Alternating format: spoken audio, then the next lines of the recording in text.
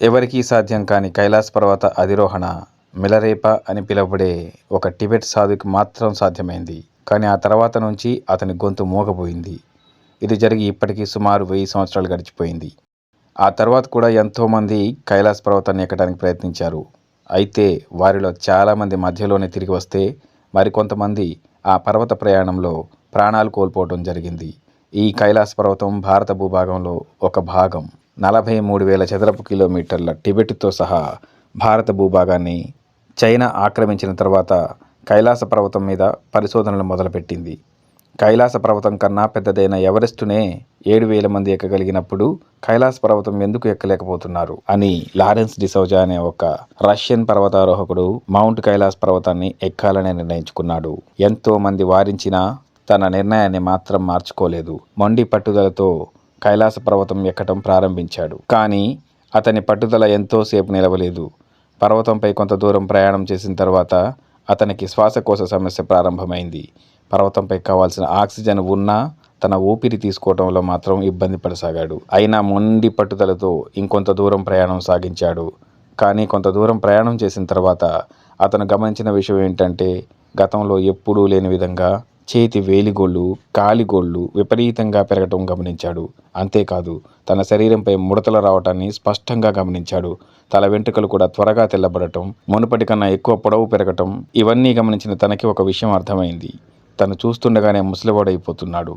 అదే సమయంలో ఏదో అదృశ్య శక్తి తనని ముందుకు రావద్దు, వెనక్కి వెళ్ళిపో అని వారిస్తున్నట్లుగా తనకు అనిపించింది. తనకు వినిపించిన స్వరం నిజమేనా అని ఒకంత ఆశ్చర్యంలో కూడా ఉండగా, తన శరీరం బరువెక్కటం, అడుగు ముందుకు పడకపోవటం, గుండె వేగం పెరగటం, ఇలాంటి పరిస్థితులన్నిటినీ గమనించిన తర్వాత అక్కడ ఏదో మనిషికి ఊహకందని అతీత శక్తి ఉందని గ్రహించి ఎవరెస్టునే ఎక్కగలిగిన అతడు కైలాస పర్వతాన్ని సగం వరకు ఎక్కి తిరిగి వెనక్కి రావటం జరిగింది. ఇలా ఇంకొంతమంది కూడా ప్రయత్నించి వారి ప్రయత్నాన్ని మధ్యలోనే విరమించుకున్నవారు ప్రాణాలతో బయటపడ్డారు. కానీ తెగించి అలాగే ముందుకు సాగిన ఎంతోమంది ప్రాణాలు కోల్పోయారు. చైనా, జపాన్ బృందాలు 1995లో 17 మంది సభ్యులతో కలిసి కైలాస పర్వతం ఎక్కాలని ప్రయత్నించారు. కానీ ఆ 17 మంది ప్రాణాలతో తిరిగి రాలేదు. అక్కడ ఉన్నటువంటి విపరీతమైన వాతావరణ పరిస్థితులే దీనికి కారణమని అందరూ భావించారు. ఆ తర్వాత చైనా ప్రభుత్వం కొంతకాలం వరకు కైలాస పర్వతంపై ఎటువంటి ప్రయోగాలు చేపట్టలేదు. మరికొంతకాలం గడిచిన తర్వాత చైనా ప్రభుత్వం ప్రపంచ ప్రఖ్యాత గుర్తింపు పొందినటువంటి 4 పర్వతారోహకులకు కైలాస పర్వతం ఎక్కడానికి అనుమతిచ్చింది. ఆ 4లో 2 రష్యన్లు కాగా ఒకరు అమెరికన్, మరొకరు బ్రిటిషర్. వీరి పరిస్థితి కూడా మొదట బాగానే ఉన్నా కొద్ది దూరం ప్రయాణించిన తర్వాత వారు అదృశ్యమయ్యారు. అలా వారం రోజుల పాటు వారేమయ్యారు, ఎక్కడికి వెళ్లారు ఎవరికీ తెలియదు. వారం రోజుల తర్వాత వారు కనిపించినా పూర్తిగా గుర్తుపట్టలేని పరిస్థితిలో ఉన్నారు. గోళ్ళు, జుట్టు బాగా పెరిగిపోయి చర్మం ముడతలు పడి ముసలి వాళ్ళలా మారిపోయారు. అకస్మాత్తుగా వాళ్ళ శరీరంలో జరిగినటువంటి మార్పుల వల్ల వారు తీవ్ర అనారోగ్యం పాలయ్యారు. ఆసుపత్రిలో కొంతకాలం చికిత్స పొంది మృతి చెందారు. ఇంత జరిగిన చైనా ప్రయత్నం మానకుండా ఈసారి ఏకంగా హెలికాప్టర్ ద్వారా పర్వత శిఖరాలకు చేరాలని ప్రయత్నించింది. అయితే అలా వెళ్ళినప్పుడు ఆ బృందానికి కొంతసేపటి వరకు ఆహ్లాదకరమైన వాతావరణం కనువిందు చేసింది. కైలాస పర్వతం ఎంతో ఆకర్షణగా, రమణీయంగా కనిపించింది. అంతటి మహా కైలాస పర్వతం యొక్క ప్రకృతి ఎంతో అందంగా వారిని ఆకట్టుకుంది. కానీ ఎప్పటిలాగే వారు కూడా గడ్డు పరిస్థితిని ఎదుర్కోక తప్పలేదు. వారు ఇంకా ముందుకు వెళ్ళడానికి ప్రయత్నం చేసిన కొద్దీ అంతకంతకు వాతావరణం భయంకరమైన మార్పులు చోటు చేసుకోవడం ప్రారంభించాయి. హెలికాప్టర్ని ముందుకు తీసుకెళ్లాలంటే అది వాళ్ళ ప్రాణాలకు ముప్పు అని వారు గ్రహించేలా చేసింది. చేసేదేమీ లేక వారు కూడా వెనక్కి తిరిగి రావడం జరిగింది. ప్రాణాలు అరిచేతులు పెట్టుకొని ఎలాగోలా తిరిగి వచ్చిన వాళ్ళు ఆ తర్వాత చెప్పిన విషయాలు వింటే ఆశ్చర్యం కలక్కమనదు. అక్కడ దిక్కులన్నీ ఏకమైనట్లుగా నావిగేషన్ వ్యవస్థ ఏమాత్రం పనిచేయలేదట. వారు ఎక్కడ ఉన్నారో వారికే పూర్తిగా అర్థం కాని పరిస్థితి నెలకొందట. మరి కాసేపు అక్కడే ఉంటే హెలికాప్టర్ కూలిపోయేదేనట.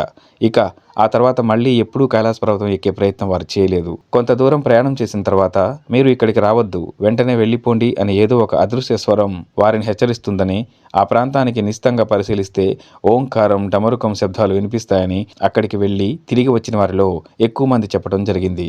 అయితే ఇదే విషయంపై శాస్త్రవేత్తలు మంచు చర్యలు విరిగిపడటం ద్వారా వచ్చిన శబ్దం వారికి అలా వినిపించి ఉండవచ్చు అని చెబుతున్నారు. ఇంకొంతమంది పర్వతారోహకులు చెప్పిన విషయం వింటే మీరు ఖచ్చితంగా ఆశ్చర్యపోతారు. పర్వతారోహకులు కొంత దూరం ప్రయాణం చేసిన తర్వాత తాము వచ్చిన దారి మర్చిపోతున్నారట. అదెలా అంటే కైలాస పర్వతం తన ఆకారాన్ని, రూపురేఖల్ని, ప్రదేశాన్ని పూర్తిగా మార్చుకుంటుందట. ఇలాంటి విచిత్రాలన్నీ ఈ కైలాస పర్వతం మీదనే ఎందుకు జరుగుతాయంటే దానికి సైన్స్ చెప్పే సమాధానం ఒక్కటే. ఈ కైలాస పర్వతం భూమికి కేంద్ర స్థానంలో ఉండటం అంటే కైలాస పర్వతం ఆధారంగానే సమస్త భూమండలం పనిచేస్తుందని. దీనికి నిదర్శనంగా ఈ పర్వతం నుండి భూమికి ఉత్తర దక్షిణ ధృవాలు ఒకదానికొకటి రెట్టింపు దూరంలో ఉండటాన్ని గమనించవచ్చు. ఇక్కడ నావిగేషన్ వ్యవస్థ పనిచేయకపోవటానికి ప్రధాన కారణం ధృవం వద్ద 4 దిక్కులు కలుస్తాయి కాబట్టి ఇక్కడ దిక్సూచి కూడా పనిచేయదు.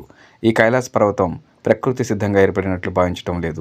స్ఫటికం, నీలం, రూబీ వంటి వాటితో ఏలియన్స్ కానీ లేక మానవాతీత శక్తులు ఉన్నవారు కానీ సృష్టించిన ఒక పెద్ద పిరమిడ్ అని చైనా ప్రభుత్వం తరపున ఈ పర్వతంపై పరిశోధనలు చేసిన రష్యన్ పరిశోధకుడు డాక్టర్ ఎర్నెస్ట్ మల్దసివ్ తను రాసిన where do we came from అనే పుస్తకంలో వివరించాడు.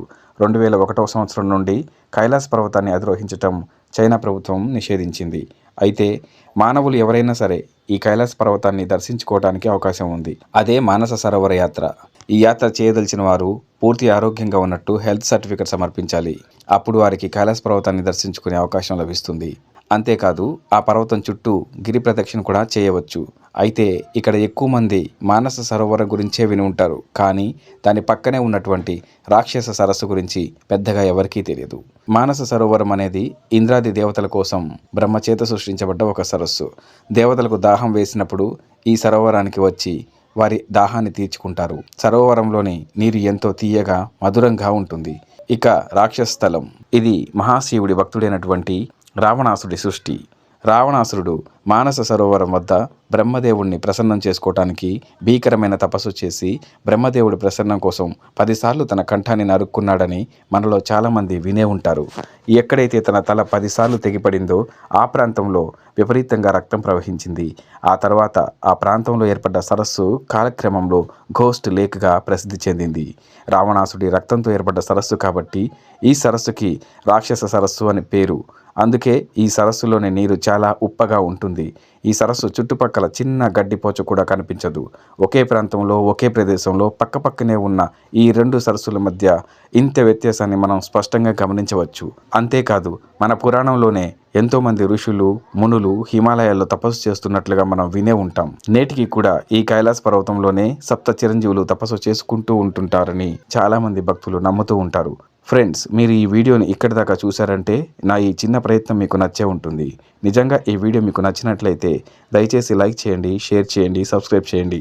మీ లైక్లు, సబ్స్క్రైబ్లు నాకు ఇలాంటి వీడియోలు చేయడానికి మరింత ప్రోత్సాహాన్ని ఇస్తాయి.